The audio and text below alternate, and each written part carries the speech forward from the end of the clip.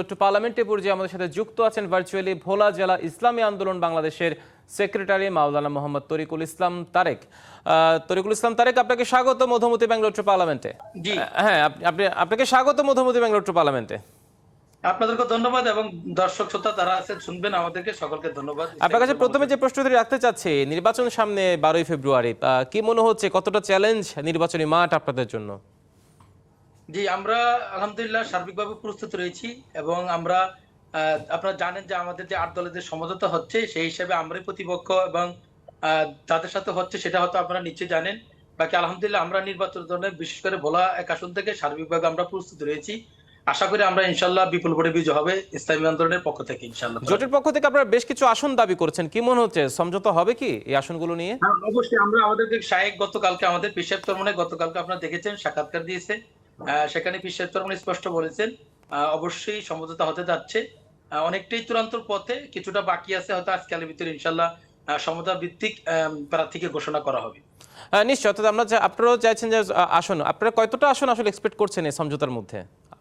সেটা আমাদের কেন্দ্রে জাস্ট আমাদেরকে তো এখন আমরা জেলা ভিত্তিক, এটা কেন্দ্র আমাদেরকে এখন স্পষ্ট বলেনি, সেটা কেন্দ্রের ব্যাপার। কেন্দ্রে কতটা আসন চাচ্ছে সেটা আমাদের শায়েখ রয়েছেন, কেন্দ্রীয় পরিষদ রয়েছেন, তারা নিশ্চয়ই তারা সেই সিদ্ধান্তটা নেবেন, কিন্তু ভোটের মাঠে তো আপনাদের প্রধান প্রতিদ্বন্দ্বী বিএনপি আছে, বড় বড় দলগুলো আছে, সবকিছু মিলিয়ে সেই দলগুলোর বিপরীতে গিয়ে আপনারা কতটা নির্বাচনী মাঠে আপনারা কতটা প্রতিদ্বন্দ্বিতা করতে পারবেন বলে মনে হচ্ছে? আপনার জনগণ আপনাদেরকে কিভাবে নিচ্ছে, ভোটাররা কিভাবে নিচ্ছে? বা বাস্তব সত্য কথা হলো আমরা মফস্বলে চষে বেড়াচ্ছি, আমরা মানুষের কাছে ধারে ধারে।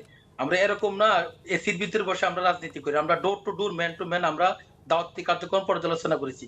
বাস্তব সত্য কথা হলো এদেশের মানুষ একটি পরিবর্তন চায়। এদেশের 24 উত্থানের পথে পরে মানুষ অনেককে দেখেছে, 53-54 বছর অনেক নেতা নীতির পরিবর্তন, ক্ষমতার পালাবদল, দলের পরিবর্তন দেখেছে। নতুন বাংলাদেশে মানুষ নতুন নেতৃত্ব চাচ্ছে, সেই হিসাবে মানুষ অদ্যবধি স্বাধীনতার পরে আমাদেরকে একটা কথা বলতে যে আপনারা ওলামায়ে কেরাম ঐক্যবদ্ধ হয়ে যান, আমরা আপনাদের সাথে আছি। সেই হিসাবে যেহেতু ওলামায়ে কেরাম একটি 8 দলের সমঝোতা হচ্ছে, আশা আমরা করি ইনশাআল্লাহ বিশেষ করে ভোলাতে ইসলামী আন্দোলনের একটা ঘাঁটি, পীর সাহেব চরমনায়ের বাড়ি এখান থেকে কাছাকাছি, তাছাড়া পীর সাহেব চরমনার নানা বাড়ি এখানে। আলহামদুলিল্লাহ আমরা নির্বাচনের ক্ষেত্রে সার্বিকভাবে প্রস্তুতি রয়েছি। আশা করি ইনশাআল্লাহ এদেশের মানুষ আমাদের পক্ষে থাকবে, ইসলামের পক্ষে মানুষ ভোট দিবে। ভোট দিবে মানুষ কি কারণে ভোট দিবে আপনাদেরকে, সে মানে আপনাদের প্রতিশ্রুতিগুলো তাদের প্রতি, তাদের ইশতেহারগুলো কি, আপনাদের পরিকল্পনাগুলো কি? আমাদের পরিকল্পনা হলো আমরা কোনো বানোয়াট পরিকল্পনা, আমরা আমাদের যিনি প্রার্থী রয়েছেন ইনি দীর্ঘদিন পর্যন্ত ভোলা বরিশাল সেতু নিয়ে কাজ করেছেন, নদী ভাঙ্গন নিয়ে, এবং বিশেষ করে মেডিকেল কলেজ বলেন এবং এদেশের শিক্ষা সংস্কৃতি যা কিছু রয়েছে। মাদকের কথা আমাদের এই দেশে যারা রয়েছে তারা বলে, কথা বলে, কিন্তু আমরা সত্যিকারে মাদক কিভাবে নির্মূল করতে সেটা আমাদের জানা আছে। আমরা ভোলার মানুষের উন্নয়নের ক্ষেত্রে 100 টাকা বাজেট হইলে আমরা 80 টাকা বা যতটুকু 20% সরকারি ভ্যাট কাটে 80% ইনশাল্লাহ কাজ হবে, এটা আমরা প্রতিশ্রুতি দিতে পারি। কারণ ইতিমধ্যে আমাদের যে কজন চেয়ারম্যান পীর সাহেব চরমনার পক্ষ থেকে নির্বাচিত হয়েছে তারা সেভাবে দেখিয়ে দিয়েছে, দৃষ্টান্ত রেখেছেন তারা। সেই হিসাবে আমরা আশাবাদী এই মানুষ আমাদেরকে গ্রহণ করবে এবং আমরা ভোলা এক আসনে যোগ্য এবং দক্ষ একজন প্রার্থী পেয়েছি। তিনি অত্যন্ত শিক্ষিত এবং ভোলার মানুষের আপনজন, দীর্ঘদিন ভোলার মানুষের কল্যাণে কাজ করে যাচ্ছেন, সেই হিসেবে মানুষ আমাদেরকে গ্রহণ করবে। ইসলামী আন্দোলন বাংলাদেশ একটা ধর্মীয় আদর্শকে সামনে নিয়ে তারা রাজনীতি করছে, তারা এগিয়ে যাচ্ছে, কিন্তু সেখানে অন্যান্য ধর্মের যারা আছে তাদের অবস্থানটা কোথায়? নারী স্বাধীনতার ব্যাপারে আপনাদের অবস্থানটা কোথায়? এই বিষয়গুলো ভোটারদের কাছে আপনারা ক্লিয়ার করতে পেরেছেন কিনা? আমরা অনেকটা পেরেছি। এই দেশে একটা কুচক্রী মহল একটা জিনিস বোঝাচ্ছে যে এই দেশে ওলামায়ে কেরাম ক্ষমতা আসলে নারীদেরকে ঘরে বন্দী করা হবে। এটা সম্পূর্ণ একটি ভিত্তিহীন কথা। বরং ইসলাম যতটুকু নারীর স্বাধীনতা দিয়েছে, নারীর অধিকার দিয়েছে, আমি চ্যালেঞ্জ দিয়ে বলতে পারবো অন্য কোনো ধর্ম এই স্বাধীনতা এবং অধিকার দেয়নি। সেই হিসাবে ইসলাম ক্ষমতা আসলে, আমরা ক্ষমতা আসলে নারীরা আরো তাদের অধিকার পাবে।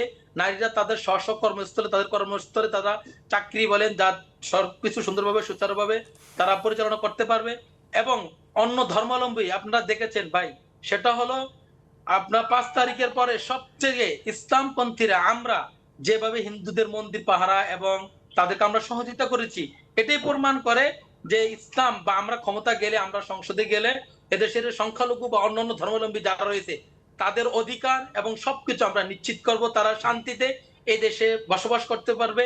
এটা ইসলাম আমাদেরকে শিক্ষা দিচ্ছে, যেটার দৃষ্টান্ত হলো চরমনাই ইউনিয়ন। সেখানে হিন্দুরা কিভাবে বসবাস করে, তাদের অধিকার তারা কিভাবে পায়, আপনারা খোঁজ খবর নিলে সেটা আপনারা দেখতে পাবেন। নিশ্চয়ই। মাওলানা মোহাম্মদ তরিকুল ইসলাম তারেক, আপনাকে অসংখ্য ধন্যবাদ মধুমতি ব্যাঙ্গালোর টু পার্লামেন্টে আসার জন্য। আপনার জন্য শুভকামনা।